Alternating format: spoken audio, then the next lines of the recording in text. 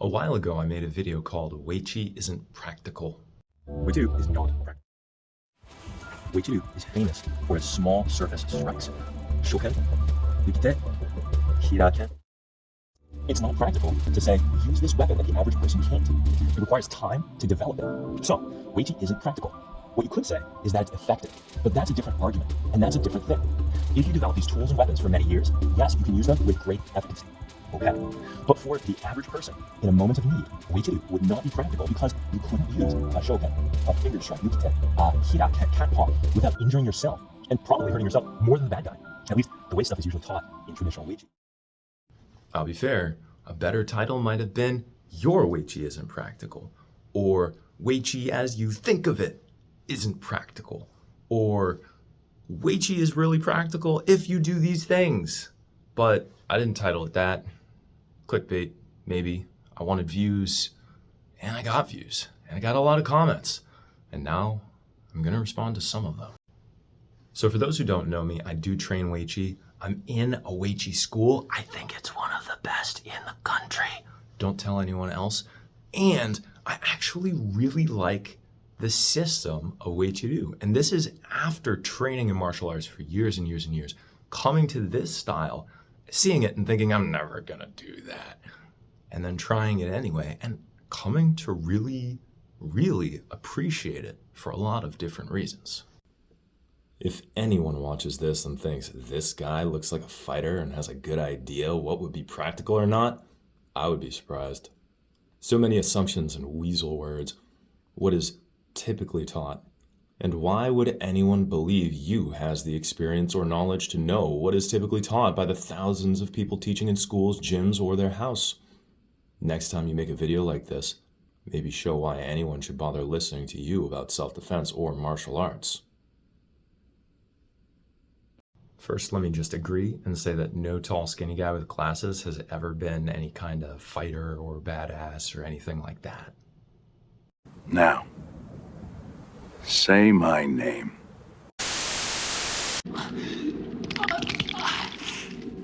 醉拳，不外如是啫。嚟啊！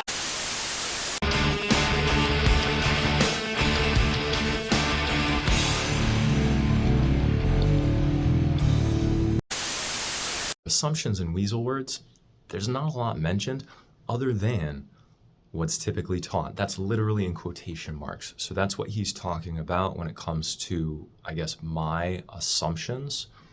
How do I know what is typically taught in Uechi Ryu schools?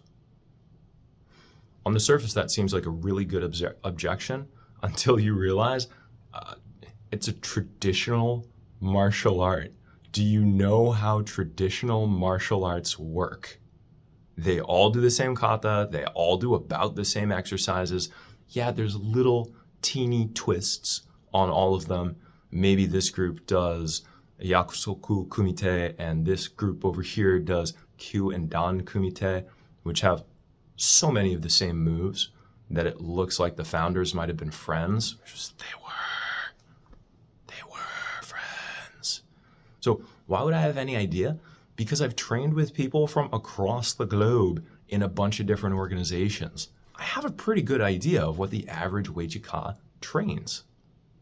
As to why anyone should bother to listen to me, maybe this is unfair, but it's not like I have like a whole channel of videos of me doing karate stuff that you could look at, right?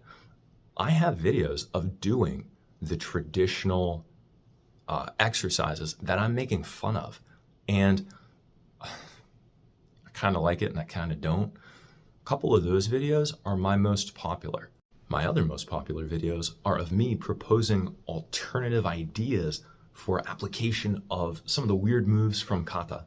So, I don't know, it seems like I have a pretty good idea of what I'm talking about when it comes to traditional martial arts styles. Okay? And the other most popular videos are of me sparring. So you can go look through all that stuff if you want, but I think I have a pretty good idea of what I'm talking about, and I could be wrong. First, How can you say it's effective but not practical? Effectiveness is the practical use of any martial art. I'm interested who you studied with. Did they tell you you could only hit with these strikes and not a standard fist? I suspect your years of training is years of dabbling. Bring your opinion to our dojo for a real education.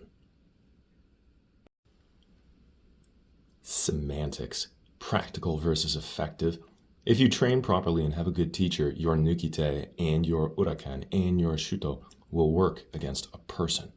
What's more important than being effective or being practical? There seems to be no point to your argument. Uechi Ryu is practical if trained properly. Your argument seems to be practical is predicated on amount of time training. Limited training like Krav Maga, therefore, is more practical. So, in time, Uechi Ryu is indeed practical if trained diligently. Okay, so first, there's a couple clips of my teacher coming up, because like him or hate him, he's really good at what he does.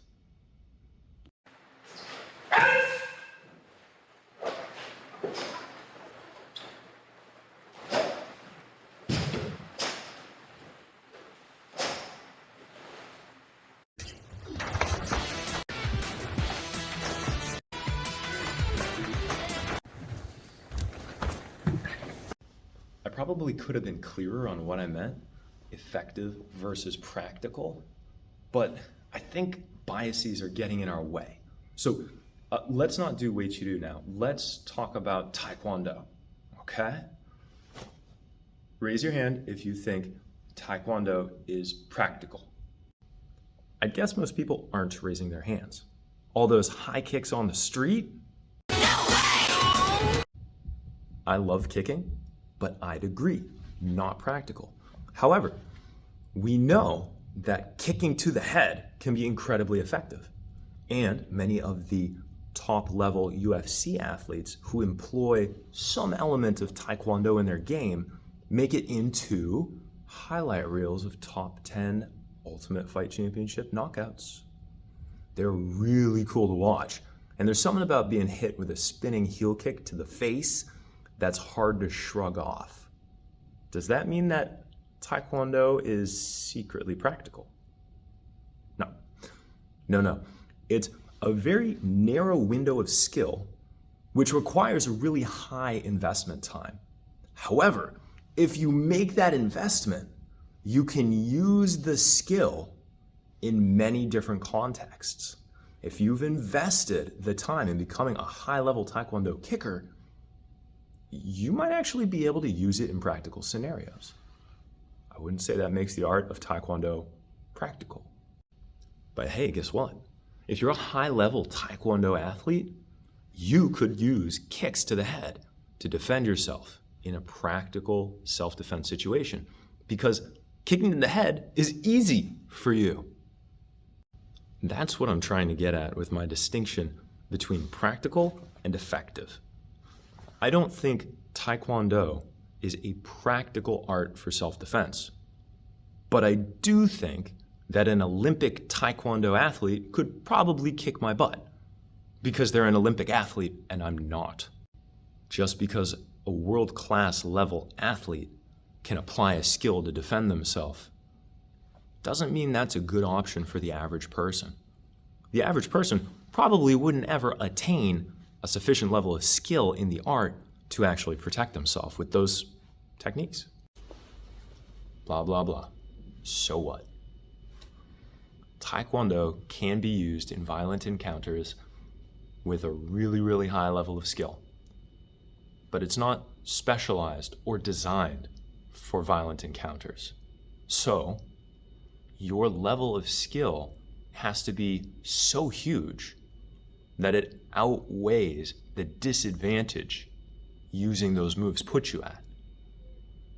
Spinning wheel kick on the street, you have to be really good to pull that off. I'd argue it's effective. If you can land it, it's gonna work. It's just really hard to land and therefore not practical. So back to Uechi.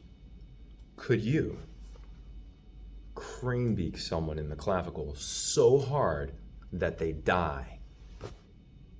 Could you circle block a flurry of haymakers from a violent criminal? Or could you toe kick someone so hard in the bladder that they have to go to the bathroom instead of attacking you? Maybe that last one, yeah. Probably if you were wearing steel-toed boots or shoes, that would actually be a really good idea. So my biggest issue with all this stuff is that it's all applied at sparring distance. At sparring distance, someone with world-class Uechi finger conditioning could probably do an arm thrust strike to the throat and incapacitate their attacker. I agree with that. To use Uechi's pointy techniques, you would have to do constant conditioning. Just look at Kiyohide Shinjo, for example.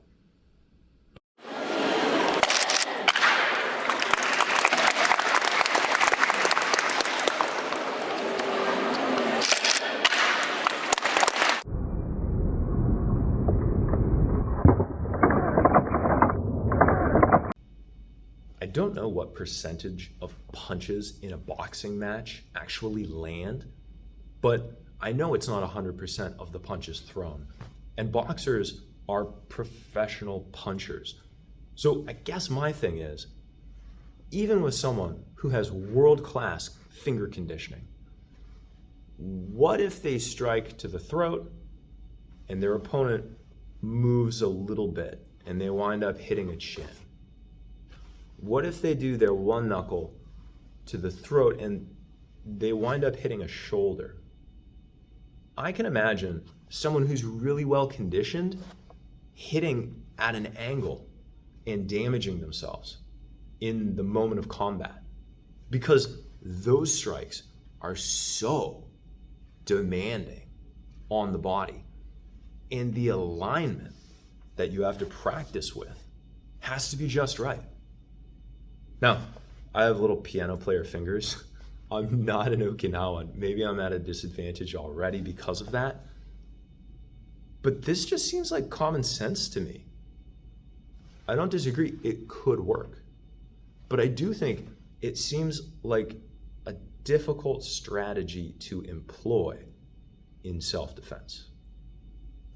That said, I've seen video of fights that end with a finger flick to the face, and the dude who did it just walked away. I've seen that too, so I'm not discounting that it could work. All right, but really, so what if this one and this one maybe don't use those on the street? Uechi's still a really great style because it prepares you with body conditioning. You're constantly thinking about being in tight, close to your opponent, grabbing them, striking vital areas. Yeah, I totally agree. I think all that's true. I also think that all that is true or truer about other types of karate. So if you want to train for body conditioning, do Kyokushin. Kyokushin isn't designed for self-defense, but it's definitely designed for violence. So if you get used to violence in the ring with people hitting you all the time, you can adapt that to actual self-defense practice. It's a changing of goals and priorities, but you'll be really well equipped. All that to say, I think there are ways to make Uechi practical. I just think the average Uechi-ka is not training for practical self-defense. And I think many of the exercises that the style promotes, formal bunkai, formal two-person prearranged sparring, even kumite, even sparring with an opponent in a free environment. I think a lot of these things ingrain really bad habits, especially when it comes to using the specialized tools of Uechi. Please don't send Shinjo after me. Nothing is practical unless it is practiced. Your point of view is very basic and unseasoned.